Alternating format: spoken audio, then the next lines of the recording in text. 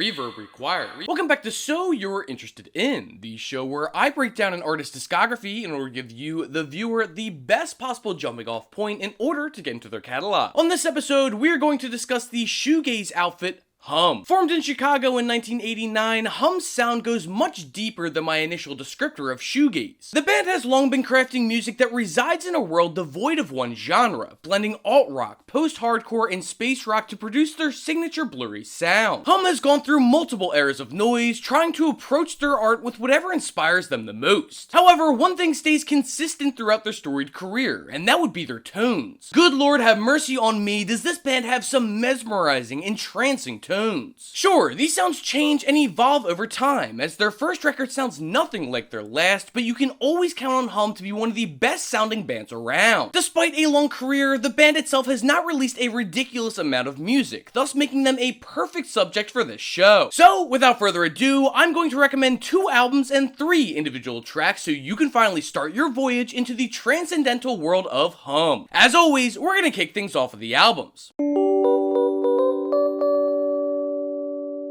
The first album from Hum that you should be listening to is their 1995 release, You'd Prefer an Astronaut. Mixing elements of shoegaze, slowcore, and post-hardcore, Hum crafted a record that is simultaneously of its era while also sounding timeless. Yeah, that might be a bit of a cop-out when describing this LP, but it's also the truth. For as 90s as this album sounds, there are bits and pieces that feel magically contemporary, and at times, progressive. For instance, the opening track Little Dipper is sludgy and dense, with the guitar melting down like molasses above the emphatic and methodic drum smashes. It's not all doom and gloom though, as Matt Talbot's vocals enter the fold like a beam of light during a cloudy day, illuminating the track with swirling, panning laments. That's not to say the vocals are cheery, by the way, but the vocal inflections delivered are a tick above the downtrodden instrumental, adding a new dynamic facet to the heavily layered recording. Hum's true standout on this record comes in the form of Stars. I won't beat around the bush, I consider this to be one of the greatest songs of the 90s.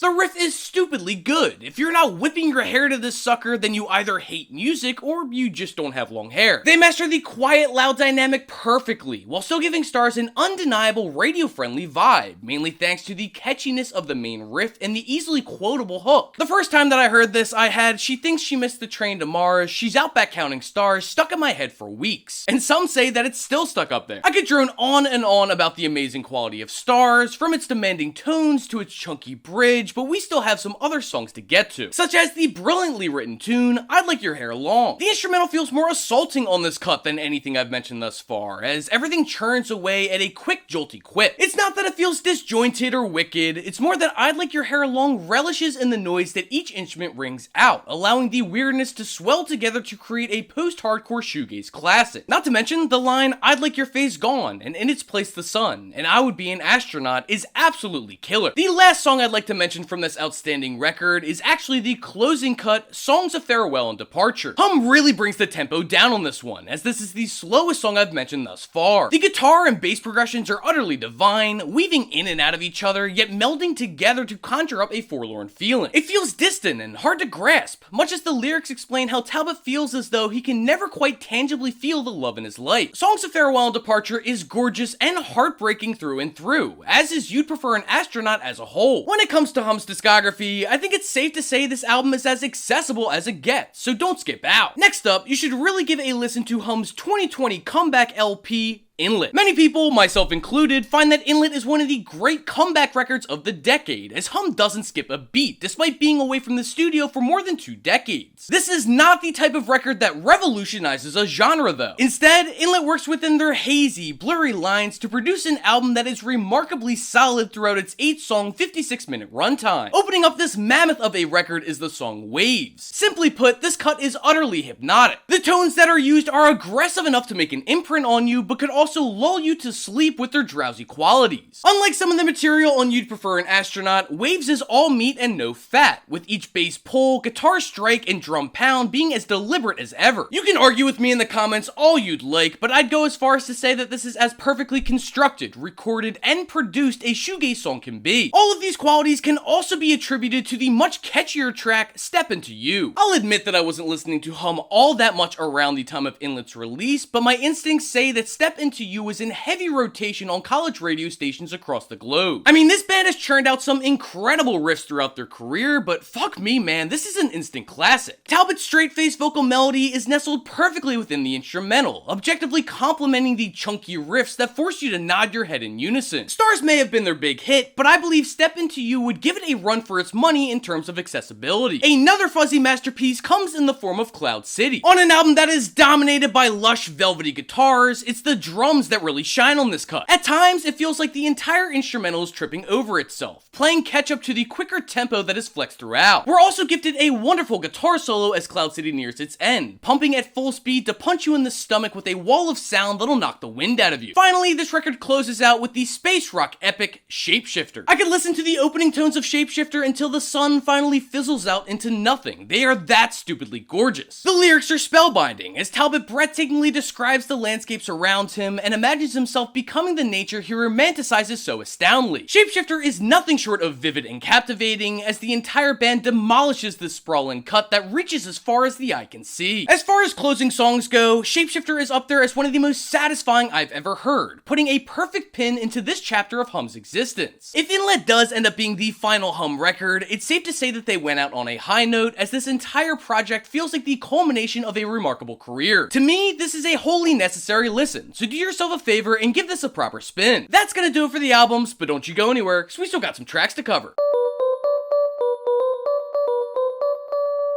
The first Hum track to check out should be Pinch and Roll from their 1993 LP, Electra 2000. This is undoubtedly unlike anything you've heard from this band thus far. Pinch and Roll is a punk song at heart, with its rambunctious attitude being present throughout its entire runtime. The grooves are grooving, the riffs are riffing, this thing fucking rocks. It's an entire change of pace from what you've come to expect from Hum, but to me, that's what makes this cut so damn enticing. It is absolutely a product of the 90s, with its fuzzy guitar, bouncy bass, and clean percussion, but the band puts just enough of a spin on this sound to make it their own. It's snarky, it's condescending, it's just a goddamn banger. Do yourself a favor and don't skip out on Pinch and Roll. Another standout track is Green to Me from the 1998 LP, Downwards is Heavenwards. Guitar slashed through this cut with precision and intent, sweeping through the instrumental like a hot knife through warm butter. Talbot's vocals glide across this one too, his vocal melody easing the overall harshness of the song. The vocal layering is magnificent, almost adding its own fuzz to the already discombobulated instrumental noise. There is something so serene about the hook, It's All Green to Me, as Talbot sings down towards the heavens. Sure, it might not have the same catchiness as a song like Stars, but I'll be damned if this isn't one of their most accessible tracks out there. If you end up digging Green to Me, I highly recommend giving a full listen to Downwards is Heavenwards, as it is my personal favorite Hum record. Finally, do yourself a favor and check out Kissing Me from the band's 1990 demo, It's Like Kissing an Angel, she said. Recorded in Steve Albini's basement studio, this is a simple, thumping tune at heart, rocking hard in their fuzzy alt-rock sound. Since this is a demo, it's very clearly rough around the edges, but considering Hum usually resides in this dirty state, it doesn't sound too out of place. The vocals sound surprisingly good despite the lo-fi recording though, which is always a nice treat. It's a shame this tune never got an official recording and release, because I absolutely think it would have become one of the band's most popular songs. It won't blow you away like much of their later material, but you'll still find yourself grooving to this joint. Plus, the hook Kissing Me is like kissing an angel, she said, is so much fun to sing along with. Be sure to spin this one, you're not gonna regret it. And that is going to conclude my video covering Hum. Links to all of the albums and tracks discussed here will be located in the video description box below. Scroll down even further to the comment section where you can let me know if you liked any of the albums or tracks picked here. Maybe you are already a massive Hum fan and you think that I completely fucked up this list. That's fine, go to the comments and let me know. While you're down there, feel free to recommend any artist that you would like to see covered on So You're Interested In. Just note that I do have a bit of a backlog built up, so if I don't get to it right away, it's nothing personal, I'm probably working on it. Be sure to subscribe to Forever Spinning if you haven't done so yet for more videos just like this every single week. Feel free to give me a follow on the various social platforms that I'm on, as well as joining the official Forever Spinning Discord server. We are always in there talking music, whether that be new suggestions, old favorites, or showing off cool pieces of vinyl. There is a link to that in the description as well, so come on in, we'd love to have you. And that is just about going to do it this week. Outside of my usual reminder for you to go out and support your local record store if you are able to, along with the local artists in your area. And well, till I see you next time,